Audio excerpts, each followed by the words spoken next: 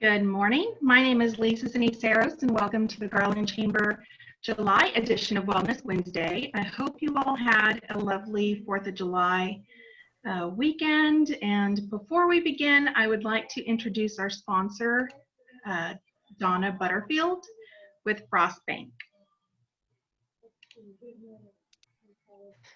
Well, hi, everybody. Am I unmuted?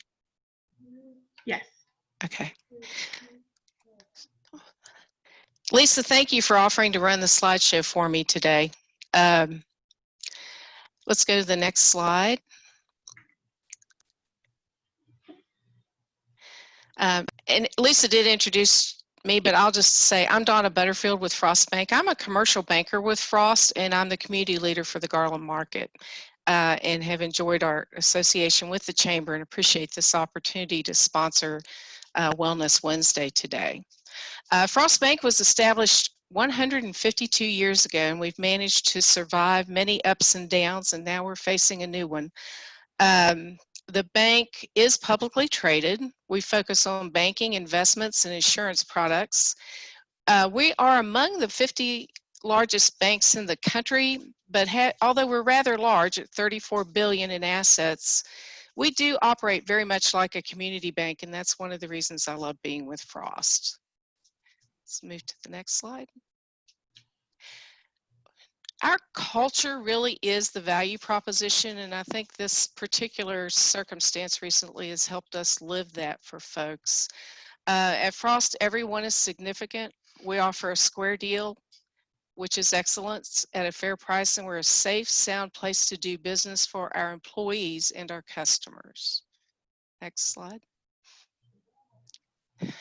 Today, Frost has over 4,000 employees. We're statewide. We have over 130 financial centers and 1,200 ATMs.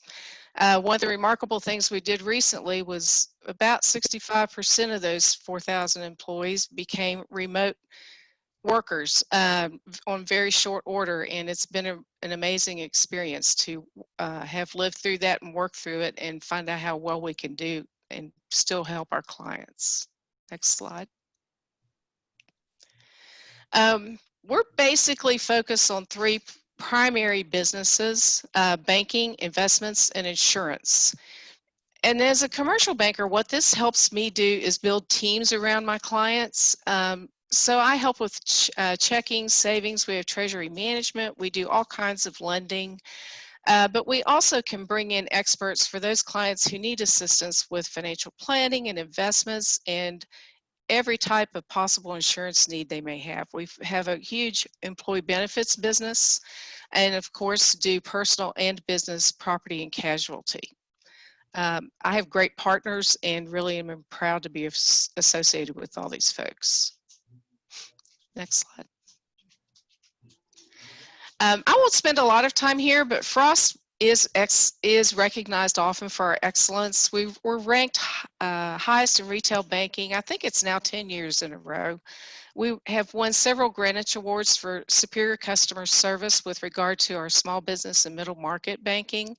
And we've been named top in several categories by other organizations, and we're proud of that. And we try to maintain service and excellence to help. And it's nice to just have it validated, I guess. Next slide.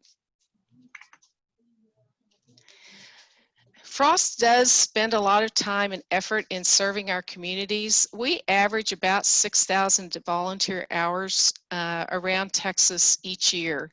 In fact, we are each given 2 full days of time to allocate to our nonprofit and volunteering activities. We do donate money, we sponsor events, we're very involved in our communities in a number of different ways, and that's probably how you've met quite a few of us. Next slide. I want to talk a little bit about Frost Bank's community support during this COVID-19 situation. We've been recognized nationally, locally, in a number of ways for the way we were able to respond initially to the PPP loans. We are now at a point where we've done about I think in excess of 18,000 loans, totaling more than $3.4 billion So it's been a huge effort on the part of the bank. And as many of you know, this loan program has been extended and we're still participating, and we're gearing up to start our forgiveness processing as well. In addition, we donated $2 million to the Dallas region nonprofits in the form of pandemic relief. We have a business disruption loan program. Haven't seen many of those, but it's something we're offering to clients.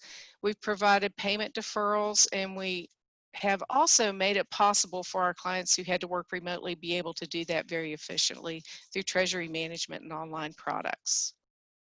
Next slide. And this is it. I appreciate the opportunity to be the sponsor today and look forward to the presentation. Thank you. Thank you so much, Donna. You do so much for the Garland community and continue to support many programs and initiatives with the Garland Chambers. So we appreciate your continued support. Thank you. So now at this time, I'd like to introduce our keynote, Leslie Boran. Leslie recently joined Garland Behavioral Hospital as the Director of Clinical Services for Outpatient Programs. Leslie has over 19 years of experience as a licensed professional counselor working with many clients in school addiction treatment, and private practice settings. Leslie is a dynamic speaker and will bring her passion for helping people to this important topic on social wellness. It is now my pleasure to introduce Leslie Boran.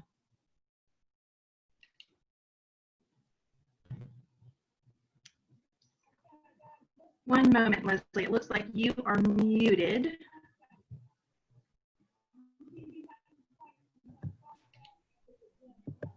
All right, can you hear me now? Okay.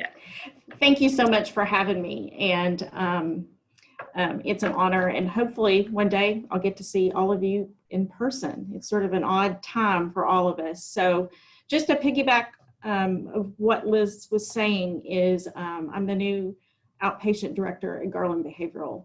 And what we're doing is we're adding a new program for people that don't rise to the level of severity of needing inpatient, where they can come during the day, learn skills to manage their depression, anxiety, addiction, and be able to go home at the end of the day. So in addition, we're hopefully in the next few months planning on adding an evening component for people that have to go to work during the day. So some really good things happening at Garland Behavioral. So today's topic is on social wellness, and an interesting topic because we're sort of in some unprecedented times in our country and really difficult to be socially well right now. And so we will talk about that. I don't think we could talk about being socially well without really talking about the elephant in the room and what's going on in our country right now, and how it's impacting all of us. And so, but before we talk about it, we have to sort of talk about what it means to be socially well. So, you know, how do I even know if I'm doing well, if my relationships are going well? So really a good definition of a person that is socially well is they are aware of and are participating and being connected in your community, your social networks, and having meaningful relationships with family, friends, and coworkers. So just all across the spectrum, feeling like you have meaningful and satisfying relationships. Being socially well is important, even if you're an introvert. I've had several of my friends that are introverts right now telling me I'm living my best life right now because nobody is bothering me, nobody is calling me. But we are built as human beings for connection. So even if you are an introvert and you're enjoying working at home and you're enjoying not having the whole human connection, it is important that we do have some relationships and we do have connections because it enhances our physical and mental health.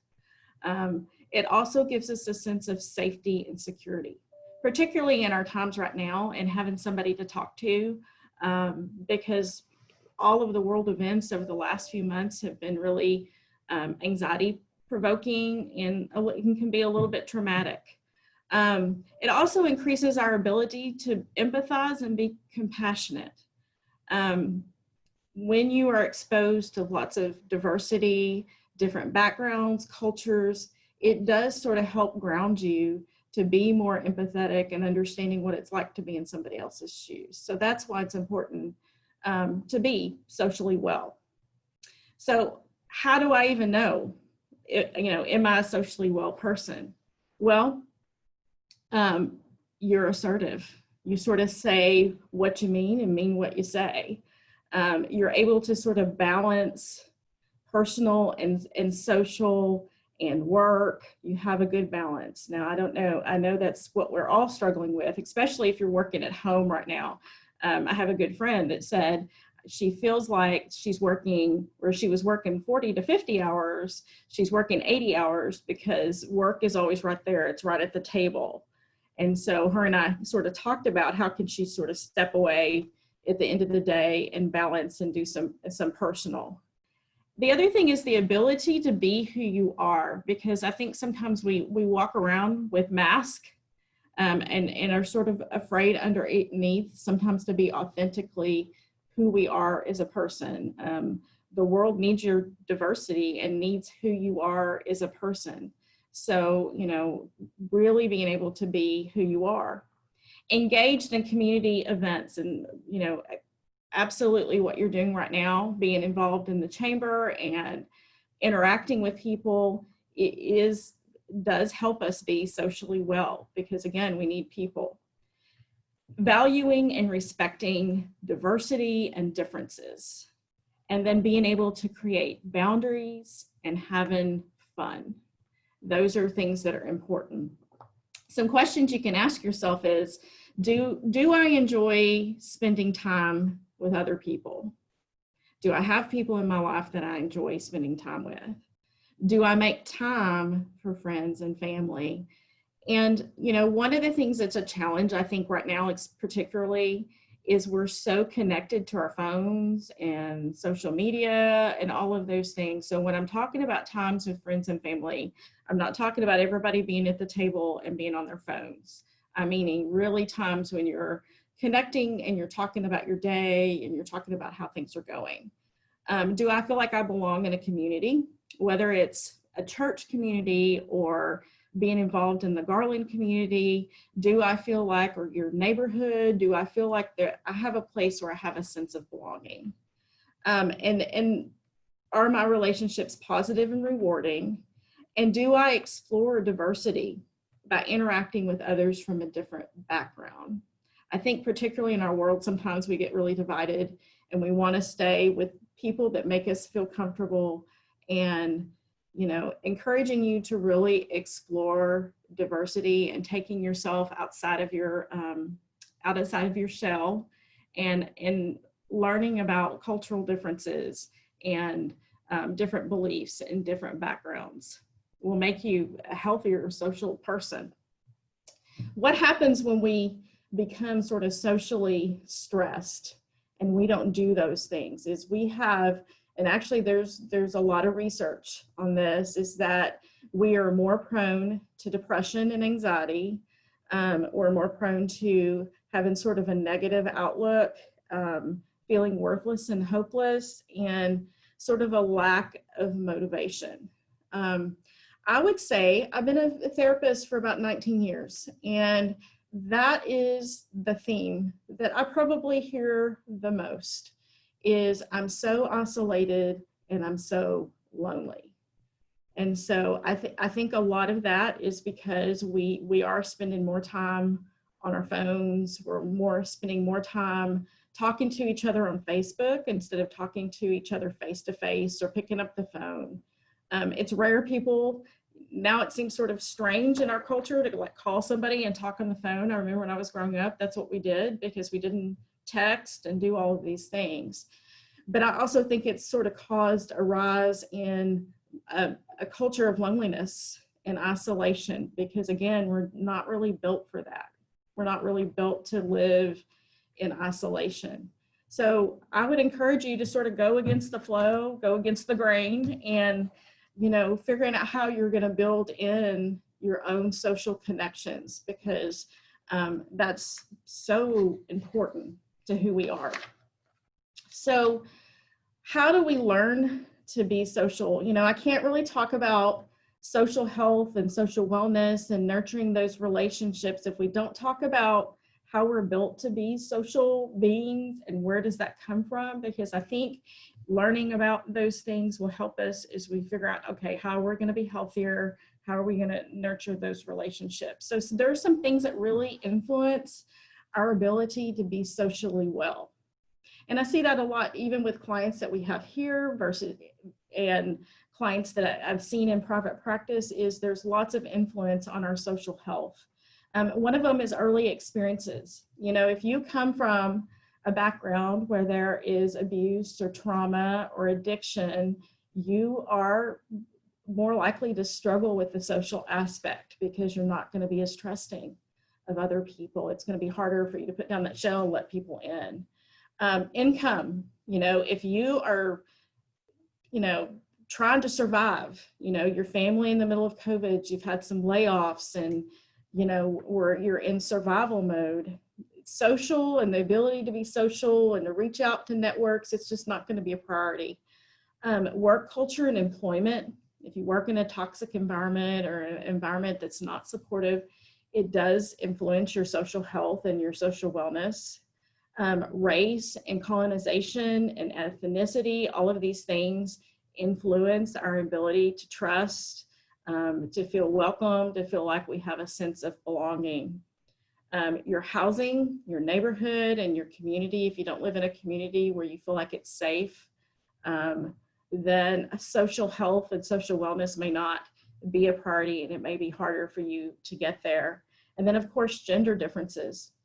Women and men approach relationships very differently. Women, we tend to be a lot more nurturing, a lot more striving for the connection, where men are all a little bit more about the bottom line. Men are a lot about the logic side of their brain and the action part of a relationship as opposed to the nurturing part. And there's nothing wrong with those differences. It's how we're built. So with all of this I've been talking about, how do I build a better social network, and how do I become socially a healthier person, particularly with the times that we're dealing with right now in our world? Is stress, okay? Dealing with stress really well. Well, what does stress have to do with my relationships? Well, stress affects your relationships. I see it too. In my career doing marriage therapy and marriage counseling, if you have a lot of stress in your relationship, whether it's financial or parenting or your job, you're unhappy in your job, it affects the quality of your relationship. So it's important that you're aware that stress affects those things. Stress is not always a bad thing.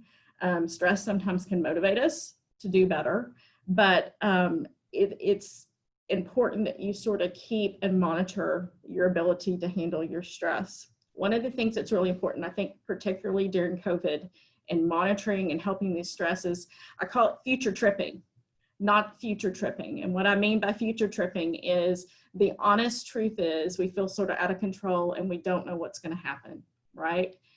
But if you look at the news, even this morning when I was looking on my phone, there's all kinds of speculation, right, about what's happening in the world. But the truth of the matter is we don't know, okay? So staying present in right now, what you can control today, what you can control, getting your work done, controlling what you can do in your family, and taking it day by day is better. Also, not getting involved in all this. I mean, I know you see it in blogs and Facebook and all this speculation, anger, and those kinds of things. It's not good for us. So really staying grounded in what you're doing today. And also just doing some things for yourself, allowing yourself to have some alone time. I heard somebody say that they're working in their house with their spouse and having to figure out how do I get to one room versus the other room, but making sure you're allowing yourself to have some alone time. And doing some things that are fun, listening to music and hugging your pets. I have 3 cats, Max, Martha, and Lucy. We're big Beatles fans at my house. So I have 3 cats. They're named after the Beatles. And so that's probably the most joyful part when I get home, as I hug my cats. I may not be able to go out as much, but I go home and I hug my cats. Decreasing the time you're scrolling the news and the Facebook, and then really paying attention to what you're eating and getting out. I know it's getting hot. I think this week is supposed to be like 102 or something, a couple of days, but when it cools down, going for a walk in your neighborhood.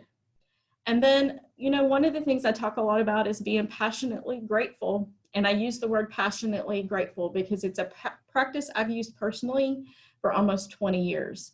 I get up in the morning and I think of at least 5 things I'm grateful for. And it has helped my attitude. It's helped when times in my life have not been great and things are not going well. Helps me refocus on what I have. And there are always so many things to be grateful for, even in the middle of the pandemic. And then being the most positive person in the room. And that sort of flows from gratitude, right?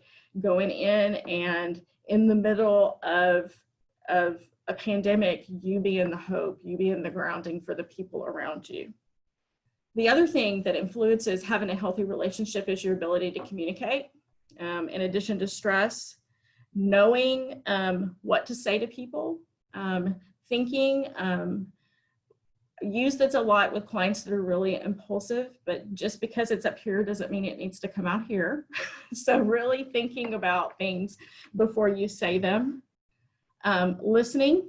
I personally think listening is a lost art. I think it's not good or it's not great when someone is really talking to us and we're thinking about how we're going to react or what I'm going to say to you based on what you're saying to me. I see that a lot in breakdown in relationships, that nobody's really listening to each other. And if you just sat down and really listened to each other, that a lot of times there wouldn't be conflict. And then having some understanding, having some empathy. You know, my grandma used to say to me, being right in everything. And I try to remind myself that being right is not always the best thing. And so paying attention to trying to really understand why somebody might be upset with me, or understand why there might be a criticism or something I need to work on. There's a little bit of truth to everything. So just really taking the time not to be defensive and work on that. So how do I know if I have, a healthy relationship? What would be considered unhealthy? So to sort of talk about the last part is about relationships and how do we really nurture those relationships and hold them closer, especially with everything that's going on. So an unhealthy relationship would be one where there's jealousy, somebody that keeps you isolated, somebody's checking up on you constantly, where you're having to deal with threats, verbal, physical, somebody that doesn't take your opinion seriously or values you as a person. If you have a friendship or a relationship where you have to worry about what you're going to say before you say it, a big red flag would be if I know I need to talk about something important, but I'm worried about how this person's going to react. It's not healthy. Blames you. So in marriage counseling, one of the things you deal with a lot is, when there's a breakdown in communication, if one spouse says to the other, I really am upset because you're doing this, and the other spouse says, well, let me tell you what you're doing. I'm doing this, let me tell you what you're doing. Really an unhealthy dynamic in a relationship. Sensitive to criticism, feelings of control, and losing their temper. So that would be the unhealthy side. So let's just sort of put that to the side because we're going to work on being healthy. So one of the things that's important is your relationship with yourself flows out to all the relationships that you have around you. So if you have a healthy relationship with yourself, then your relationships in your life are going to be better quality. And why is that? because you're going to be able to set better boundaries. You're going to attract healthier people, because the unhealthy people are going to be like, this is a waste of time. I'm not going to get anywhere with this person. So they just sort of disappear out of your life. So how do I work on a healthier relationship to myself? Working on not criticizing yourself, especially if you're a professional like me. We tend to be harder on ourselves because we're ambitious and we have goals. And so we tend to be the hardest on ourselves. So really paying attention about how you talk to yourself, because a lot of times we talk to ourselves like we've never talked to a friend. So talking to yourself kindly, being compassionate with yourself, and being patient. Learning to be comfortable in silence. And I can tell you, as a culture, as a world, we're not good at that. We feel like we always have to be doing something. The ability to just be still and be silent, I would encourage you to do that, because that's where your creativity is going to flow from. Your ability to get things done is spinning. And then balance in your life and saying no. So healthy relationships are based on mutual respect, being open and honest, having a separate identity from your spouse and your family, honesty, and support that it's okay to make mistakes. So how do I build those connections with my family? Well, spending quality time together, not sitting in a room all on your phones, or everybody. And I don't know if those of you that have teenagers, but they're sometimes impossible to pull down and have a conversation with. So trying to pull down your kids from out of their room and have dinner together and spending quality time together. Learning something new as a family, especially right now during the pandemic. Maybe all of you taking online yoga, or learning how to speak Spanish, or going out and gardening. But absolutely spending more quality time together. And then being kind to each other. I know it's difficult right now because we're all in the same house, and I know my husband has definitely been home a lot more than what I'm used to. And so he and I sort of have a deal where we just sort of come together at dinner and have the conversations, and then whatever else we need to get to do, we do in the other room. But treating people in your house like you treat a friend, and sometimes we don't do that with our spouses because we feel like they're the person we can sort of take out the stress that we have on the day, but doing that. Also dreaming big. You know, what are you going to do post-pandemic? I know one of the things we had talked about is our next trip we're going to take, because a lot of things got canceled this summer. So, you know, once this gets better, and I'm hopeful that it will, what is the trip we're going to take as a family? And maybe just in getting online and exploring places and talking about them as a family. And then volunteering is another way to nurture and bond in your relationships. You know, maybe if there's somebody in your neighborhood that doesn't feel comfortable going to the grocery store, we did that for somebody who was elderly in our neighborhood and was worried about going to the grocery store. We've been going to the grocery store for her. So it's a good bonding thing. Focusing on, as a family, what you're doing well. And then giving each other sort of positive recognition, because we need it right now. And the most important thing, I think, out of everything, especially particularly with what's going on right now, is checking in with your family on how they're doing. Particularly if you have kids, because I can tell you our kids, you know, they seem like and kids are very resilient, but sometimes right now they're not doing well. I know my 11-year-old stepdaughter is really worried about, you know, she goes to school in Garland and they have a plan for going back to school, but I know that she's worried. She's worried that it's going to get canceled, that she's going to be at home again.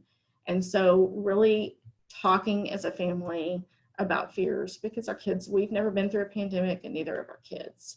So making sure we're having those conversations and setting rules as a family about phone and social media. You'll feel better if you're not constantly looking at the news. There's a difference between being informed and being obsessed, is what I told a client recently. Is yes, we need to be informed, but we also need to take care of ourselves.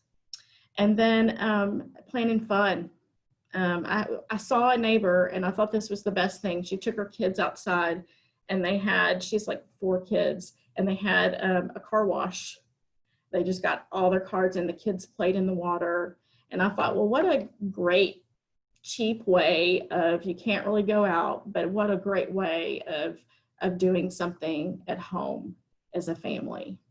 So I think our relationships right now are important. So, making sure that we're maintaining those connections is so important with everything that's going on.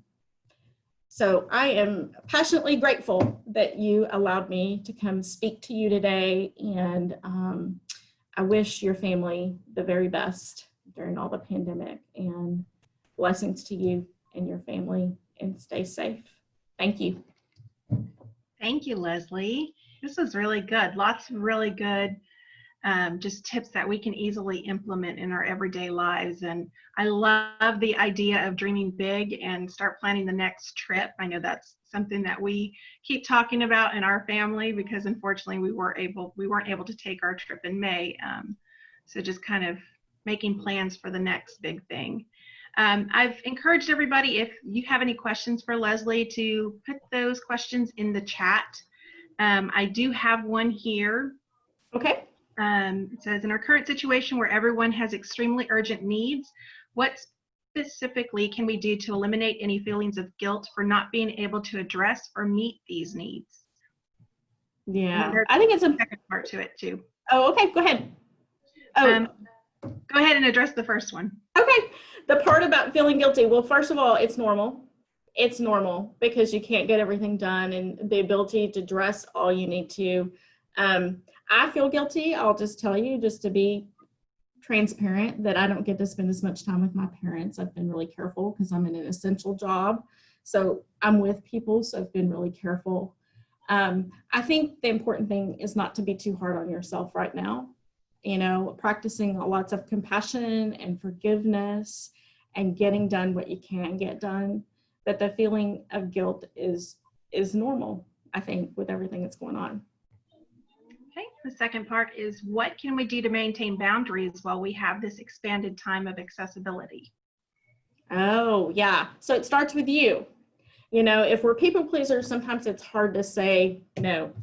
But no is such an important thing for us to learn. So, I always say setting boundaries, and you don't have to do it in a mean way, but you can just say, I'm sorry, I don't have time for that, or I can't do that right now, or I'm in the middle of something else. But boundaries are really important to being healthy as a person. Well, so we've got just lots of thank yous, taking lots of notes, great reminders and tips. Also going to share this with their team, so great information. Really appreciate you having us or speaking with us today, and looking forward to connecting with you in the future, Leslie. Oh yeah, really looking good. forward. Hopefully I can meet everyone in person eventually one day. And please let us know if Garland Behavioral can do anything for your family during all this. Please feel free to reach out if you're struggling. Okay, so. Will do. Thank you so much. All right. So just want to thank everybody for joining us today, and a special thank you to our sponsor, Frost Bank and Donna Butterfield. Also thank you to our speaker, Leslie Boran. And if anybody is interested in connecting and doing some additional networking, we are hosting our next Direct Connect networking event next Thursday, July 16th. So please visit our website if you'd like to register for that event. And with that, everybody have a great afternoon. Bye. Bye. Bye.